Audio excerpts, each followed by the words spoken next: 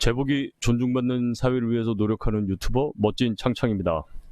일본이 지금 드디어 얘네들이 이 항공모함을 타격하는 탄도미사일을 지금 개발을 하려고 하고 있는 거예요. 근데 이게 이제 탄도미사일이라고 하기도 좀 그런데 아무튼 중장거리 미사일입니다. 항공모함을 타격할 수 있다는 거는 굉장히 지금 중요한 개념이죠. 이게 마이니치 신문에도 나왔고 또 일본 방위성이 얘네들이 지금 생각을 하는데, 일단 이거의 핵심은 뭐냐면 이 일본은 어쨌든 얘들은 전범 국가이기 때문에 이 원칙이 있죠. 그게 뭐냐면 전수방어의 원칙이라는 거잖아요. 그게 뭡니까? 일본이 공격을 받을 때, 즉 얘들이 침략을 받기 전까지는 얘들은 남을 공격을 해서는 안 되는 거예요. 그게 평화 헌법이잖아요, 일본 애들이. 근데 지금 얘네들이 그 헌법을 고치려고 하고 있는 거죠. 어떻게 보면 이 무기가 그겁니다. 여러분, 사드는 정말로 방어 무기죠. 왜? 날라오는 적의 탄도탄을 요격하는 게 사드 미사일이에요. 그런데 이 항공모함을 타격하는 이 미사일은 얘네는 공격 미사일이죠. 항공모함을 공격하는 거니까 이제 항공모함이 사거리 내로 들어온다는 것은 일본 열도를 침범하기 위해서 들어온다는 거가 되기 때문에, 그래서 그걸 타격하기 위한 미사일을 개발한다는 논리가 일본의 논리인데, 어쨌든 우리는 전수방어의 개념이라는 게 있어요. 일본은 평화헌법에. 그래서 얘네들은 지들이 공격을 받아야만이 지들이 다시 대응을 하는 그런 원칙이 있죠. 그래서 그 원칙에 위배가 되는 게 아니냐, 이 방위성에 대해서 이런 논란이 지금 있는 거예요. 일본 방위성이 왜 그러면 얘들이 지금 이런 거에 민감해하느냐? 바로 중국의 둥펑 21호 때문이죠. 지들이 없는 항공모함을 무력화하기 위해서 어떻게 되느냐? 장거리 미사일을 개발을 해버린 거죠. 이게 왜 무서우냐 하면은요, 실제로 중국은 우리나라를 거쳐서 이 태평양으로 나가기 위해서 얘들이 그 중국이 가지고 있는 전술이 있잖아요. 근데 글로 나가야 되는데 미국 해군의 항공모함이 거기를 지키고 있으면은 중국 애들이 나갈 수가 없어요. 그러니까 얘네들이 어떻게 하겠습니까? 그걸 뚫기 위해서 또 어떤 시도나 노력을 해야 될 거 아닙니까?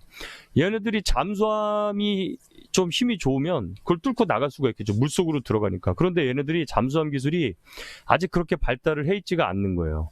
그러니까 얘네들이, 여러분들, 그래서 잠깐 제가 둥펑 21의 요 원리를 제가 한번 보여드릴게요. 한번 보세요.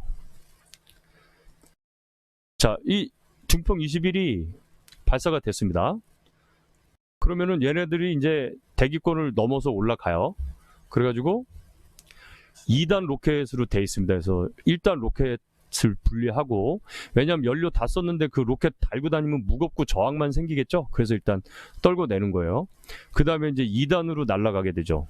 이렇게 2단으로 날아가면서 얘의 가장 큰 능력 중에 하나가 뭐냐면 2단 지금 로켓이 분리된 상태입니다. 그 상태에서 이제 자체 추진을 하는 거예요.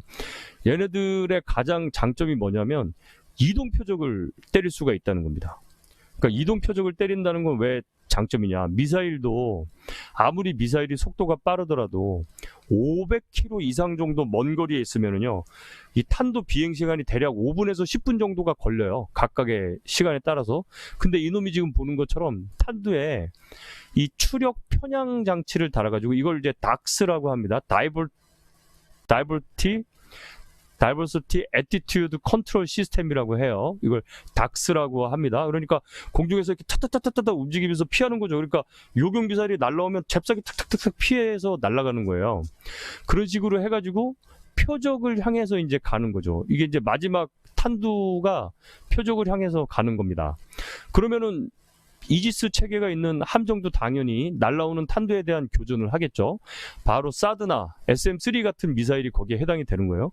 그런데 그걸 얘가 편향 이 탄두의 변칙 궤도를 가지고 있기 때문에 얘네들이 변칙으로 날아간다는 겁니다. 그래서 이런 식으로 이제 교전을 하게 돼요. 그 일본도 그래서 이런 무기를 이제 개발을 하겠다는 거예요. 그렇게 개발을 해야만이 자기네들도 중국의 항공모함에 대해서 이제 대응을 하겠다는 거죠. 일단 뭐 우리 미국은 절대로 태평양 바다를 포기 안 한다고 했는데 태평양 바다를 포기를 할 수는 없죠. 그런데 대한민국을 포기할지 안 할지는 그건 봐야 된다는 거예요. 일단 결국은 그 항공모함이라는 것은 그 항공모함 전단이 오게 되죠. 항공모함이 오면 거기에는 분명히 전투기 6, 70대, 80대 정도를 싣고 오기도 하지만 이 항공모함을 보호하기 위한 순양함과 크루저 그리고 구축함들이 함께 오게 됩니다. 디스트로이어 그리고 얘들을 이 항모 전단을 방어하기 위한 핵 추진 잠수함도 한 두세 대 정도가 같이 오게 돼 있어요. 결국은 이 항모 전단이 가지고 있는 화력은요, 어지간한 나라의 해군력이 그 이상이 될 수도 있는 겁니다. 이 항공모함이 없기 때문에 대한민국은 그 항공모함을 타격하는 미사일을 우리도 가질 필요가 있는 거예요. 근데 일본도 항공모함이 없죠. 그런 상태에서 얘네들은 항공모함을 타격하려는 미사일을 개발하려고 하는 거예요. 당연히 그렇게 되겠죠. 일본 애들이 중국을 염두해서 항공모함을 타격하는 미사일을 개발한다고 하지만 어쨌든 그거는 독도를 바라보면서 우리한테도 올 수가 있게 된 거예요. 저는 계속해서 국방 이슈와 관련된 내용들을 가져와서 여러분들을 찾아뵙겠습니다. 제복이 존중받는 사회를 위해서 노력하는 유튜버 멋진 창창이었습니다. 감사합니다.